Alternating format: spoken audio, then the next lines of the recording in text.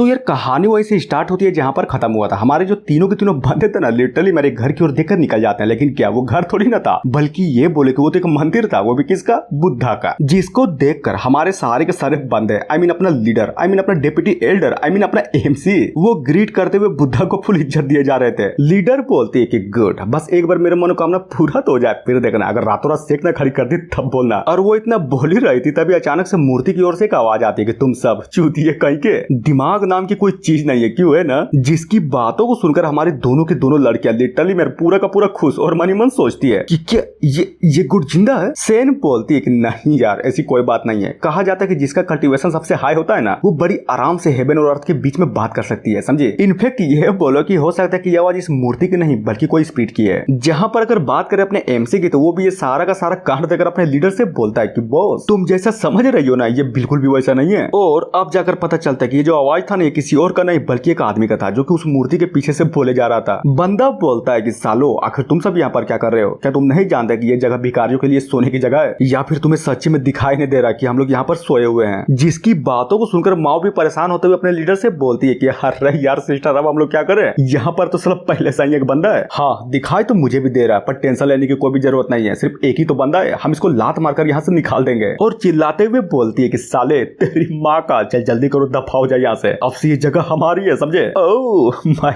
God, तुम्हारी है, good good यार गुड। लेकिन अगर मैं बोलूं कि मैं यहाँ से घंटा भी नहीं जाऊंगा, तब तुम लोग क्या करोगे। भाइयों चलो जल्दी करो, सारे के सारे बंदे बाहर आ जाओ। और वही होता है, उसके कहने पर लिटरली में यार सारे के सारे बंदे फाइनली बाहर आ जाते हैं। और लिटरली में यार साला कोई भी नॉर्मल नहीं था, बल्कि ये बोले कि सारे के सारे बंदे, आई मीन भिखारी लोग, बॉडी बिल्डर थे, जिसको इस तरह से देख कर अपने ही बंदों की पूरी तरीके से फट जाती है। लीडर भी चौंकते हुए बोलती है कि बाप रे साला इतने सारे बंदे कहां से निकले हैं। माओ भी लाइक कहां से निकले वो सब छोड़ो, सबसे इंपॉर्टेंट बात तो ये है कि साला इतने सारे, आई मीन ये सारे के सारे बंदे बॉडी बिल्डर कैसे हैं। मेन कैरेक्टर इसके मां का बॉडी बिल्डर का ये भाड़ में। उससे भी ज्यादा इंपॉर्टेंट बात तो ये है कि आखिर ये खाने पीने वाले आदमी भिखारी कैसे हैं। लेकिन क्या वो जो सारे के सारे भिखारी थे ना, वो अपने एमसी की बातों को सुनकर पूरा का पूरा भड़क जाते हैं और अपने लीडर और अपने एमसी और यहाँ तक अपने डिप्टी एल्डर को भी लात मारकर उस मंदिर से बाहर निकाल देते हैं। और लगती है सच्ची में यार इन लोगों को बहुत ही जोर से लगती है, क्योंकि इन्हें लात मारकर जो निकाला गया था। जहां पर बंदा बोलता है कि सालो आखिर तुम लोगों की हिम्मत कैसे हुई बिगर क्लैन को चैलेंज करने की है। अगर आज तुम लोगों को सबक नहीं सिखाया जाता ना, तब तो आज तुम लोग कुछ ज्यादा ही उड़ते और ये सोचते कि हमारे बिगर क्लैन में तो दम ही नहीं है, कोई भी यहाँ पर आकर किसी को भी धमका कर चला जा सकता है। क्यों,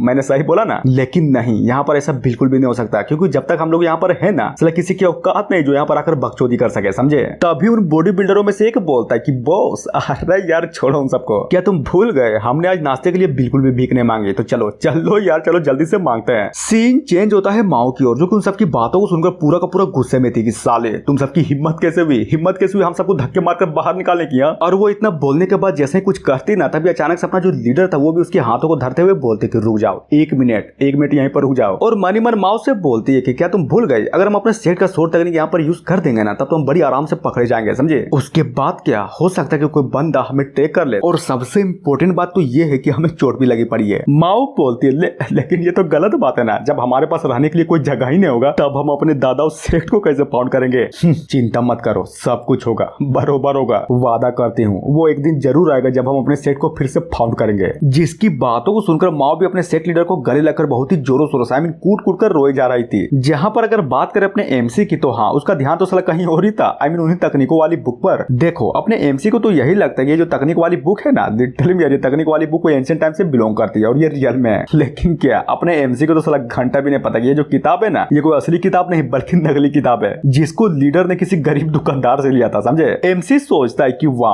अगर मैंने इस बेडेस तकनीक को सीख लिया ना, तब तो समझो साला मजा ही मजे, और शायद हो सकता है कि इसकी हेल्प से उन भिखारी से मैं इस मंदिर को भी हथिया लूं। हाँ हो सकता है यार, हो सकता है, बड़ी आराम से हो सकता है। तभी वहां पर गिरे उनमें से कल्टीवेशन वाली बुक को लेकर साला बड़ी ध्यान से पढ़ने लगता है। लेकिन क्या हो जाता है साला यहाँ पर कहानी में ट्विस्ट। हालांकि वो किताब और उसमें लिखी हुई कल्टीवेशन वाली तकनीक नकली थी, लेकिन क्या अपने एमसी का क्या, वो तो साला इनविंसिबल था ना। क्या हुआ अगर उसके सारे के सारे पावर सील है, तो कल्टीवेशन तो वो सीख ही सकता है। और लिटरली में वो जो फेक टेक्निक लिखी थी ना, उसको साला रियलिटी में बना देता है। अब आते हैं लीडर की ओर, जो कि डेप्यूटी एल्डर से बोलती है कि माओ चलो चलो यार चलो, हम लोग कहीं और चलते हैं, लगता है कि यहाँ पर तो हमारा कुछ भी नहीं होने वाला, समझे। और वो इतना बोली रही थी तभी अचानक से अपने पीछे वो दोनों के दोनों लड़कियां कुछ तो नोटिस करती है, और ये बंदा कोई और नहीं बल्कि अपना एमसी होता है, जो कि फुल एटीट्यूड में, फुल बेडेस मोमेंट में था। वो भी किसके कारण, उस कल्टीवेशन वाली बुक से तकनीक को सीखने के कारण, समझे। एमसी बोलता है हट जाओ, माँ कसम मार होगा, अकेले मार करूंगा। लीडर बोलती है कि क्या क्या हुआ, कहीं तुम्हारे दिमाग में इस मंदिर को हथियाने का कोई आइडिया तो नहीं आया ना? है क्या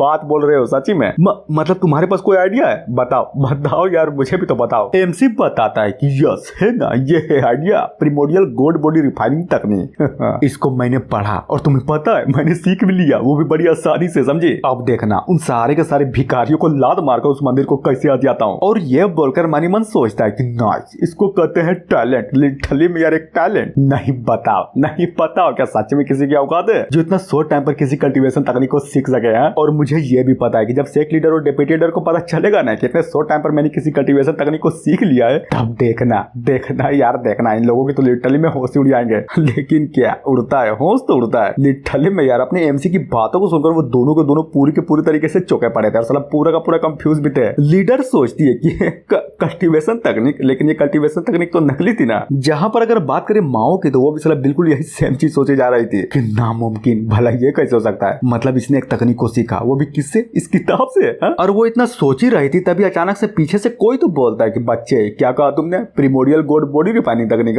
अरे यार तुम पागल वागल हो गए हो क्या? और ये सुनकर अपनी दोनों के दोनों लड़कियां भी चौंकते हुए पीछे के साइड ही देखने लगती है। नाम से तो दमदार लगता है, ये मत बोलना कि साला एक ही पंच में पूरे के पूरे आसमान को ही फाड़ दोगे। जिसकी बातों को सुनकर वहां पर खड़े सारे के सारे भिखारियों का ये हाल। और जरा देखो तो क्या खतरनाक लेवल के हंसे जा रहे थे। एक बोलता है कि ओ माय गॉड, मैं तो डर गया, जरा देखो तो मेरे आंख से तो आंसू आए जा रहे हैं। दूसरा बोलता है हाँ मेरे भी आंख से आंसू आए जा रहे हैं। एक रोड साइड तकनीक को लेकर ये बंदा लिटरली में साला स्मार्ट बनने की कोशिश कर रहा है। नाइस। अब आते हैं लीडर की ओर, जो कि शर्म के मारे अपने एमसी से बोले जा रही थी कि यार सुनो, ये जो प्रिमोडियल गोल्ड बॉडी रिफाइनिंग तकनीक है ना, माँ कसम ये बहुत ही डिफिकल्ट है, समझे। कि उन्हें जाने से पहले इस तकनीक को एक बार मुझे दिखा दो।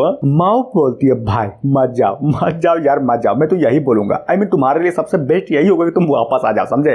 वापस आ जाऊं? अरे यार देखो तुम लोग बहुत ही ज्यादा चिंता करती हो, इसलिए डरो मत। मैं जानता हूँ कि तुम लोग को तो साला घंटा भी यकीन नहीं है कि इस तकनीक को मैंने फाइनली तौर पर सीख लिया है। तो चलो एक पावरफुल डेमोन्स्ट्रेशन के साथ इस तकनीक को शो करता हूँ। और ये बोलकर सच्ची मेरा अपने एक बाल को उखा लेता है कि गुड, अब जबकि मैंने कल्टीवेशन वाली तकनीक को सीख लिया है तो अब बारी है मेरे 900 मिलियन सील में से एक सील को हटाने की, समझे। और ये बोलकर मनी मन सोचता है कि चलो अब बारी है इस तकनीक की पावर को देखने की कि क्या सच्ची में जो तकनीक है ये मेरे 1 लेयर सील्ड पावर को झेल भी सकता है या फिर नहीं। जहां पर बंदा भी एक हल्की सी स्माइल करते हुए बोलता है यार ये कॉमेडी में एक काम करो, यहाँ मारो, माँ कसम मैं तुम्हें मारने का एक मौका देता हूँ, समझे। जरा मैं भी तो देखूं कि आखिर वो तुम्हारा गोल्ड बॉडी रिफाइनिंग तकनीक एक्चुअली में है कितना पावरफुल। मेन कैरेक्टर बिल्कुल चिंता मत करो, दिखाऊंगा मैं जो कुछ भी सिखाऊं ना साला सब कुछ दिखाऊंगा। और ये बोलकर अपने डिवाइन प्रोटेक्शन डीमन फॉर्म को एक्टिवेट करता है, जो कि सच्ची मेरे को ज्यादा ढांसू लग रहा था। जहां पर अगर बात करें अपने एमसी की तो वो भी फुल एटीट्यूड में बोलता है कि जैसा कि तुमने बोला था इस तकनीक को लेकर मैं तुम्हें पूरी के पूरी तरीके से सेटिस्फाइड कर दूंगा, समझे। लेकिन क्या ये सारा का सारा कांड देखकर उस भिखारी की भी लिटरली पूरी की पूरी तरीके से फट चुकी थी कि बाप रे ये आखिर है क्या चीज है। अब बातें हैं अपने एमसी की ओर, जो कि अपने प्रिमोडियल गोल्ड पंच का यूज करता है, वो भी किस पर? जी हाँ बिल्कुल उस बंदे पर। और लगती है लिटरली में यार वो पंच बहुत ही जोर से लगती है। वो जो बंदा था ना उड़ता, वो बहुत ही स्पीड से ढम से जाकर दीवार से टकराता है और ये देखकर वहां पर खड़े बाकी के भिखारियों को भी फट जाती है। लिटरली मेरे बहुत ही बुरी तरीके से फटती है। इम्पॉसिबल, ये कैसे हो सकता है?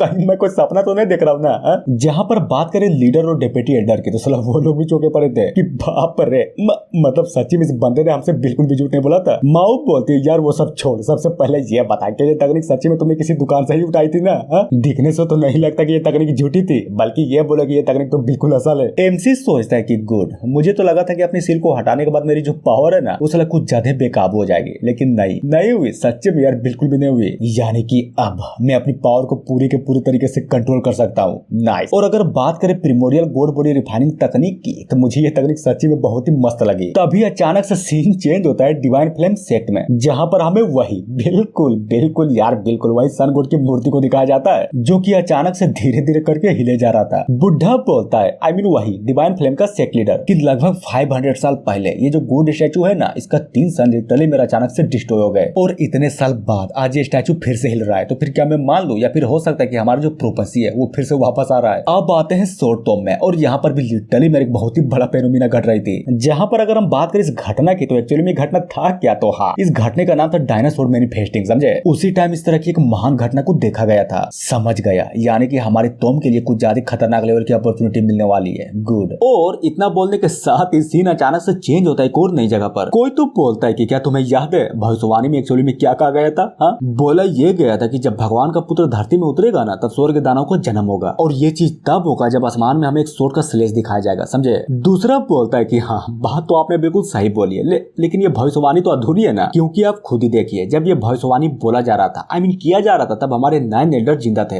लेकिन क्या भविष्यवाणी करते करते इनफेक्ट ये बोलिए कि भविष्यवाणी के बीच में ही हमारे बाकी के 9 एल्डर्स मर गए। एम्परर बोलती है लेकिन कौन, आखिर ये सन ऑफ गॉड है कौन? और सबसे इम्पोर्टेंट बात, ये हेवेनली डीमन कौन होगा? और इससे भी इम्पोर्टेंट बात तो ये है कि किसने आखिर स्वord स्लेश को किसने बनाया? तभी हमें गेट ऑफ डेस्टिनी को दिखाया जाता है, जहाँ पर एक बुढ़ा आराम से बैठकर कल्टीवेशन किया जा रहा था। फिर क्या कुछ तो होता है और अचानक से खून की उल्टी कर ढम से जमीन पर गिर जाता है। बुढ़ा भी लाइक नहीं यार ये कैसे हो सकता है? और ये सारा का सारा कांड देखकर वहां पर बैठे सारे के सारे बंदे, या फिर ये बोले कि वहां पर बैठे सारे के सारे बुढ़े भी अचानक से एक करके गिरने लगते हैं। कोई तो बोलता है कि नहीं यार ये क्या हो रहा है? अचानक से डेस्टिनी कम होने पर ये बुढ़ा गिर गया। देखो यार देखो ये बुढ़ा जिंदा तो है ना। दूसरा बोलता है कि जल्दी करो यार जल्दी करो, 99 रिजरेक्शन पिल को यहाँ पर तुरंत लेकर आओ, समझे। और हाँ एक और बात, जल्दी से जाकर सारे के सारे सेट इनफैक्ट सारे के सारे क्लेन वालों को इन्फॉर्म करो कि आखिर यहाँ पर चल कर आए। और इतना बोलने के साथ ही राइटर हमें एक चीज बताता है कि यार महाकसम देखो गौर से देखो, दिन रात लिटरली मैं दिन रात मेहनत करता हूँ, लेकिन साला सपोर्ट ही कोई नहीं करता।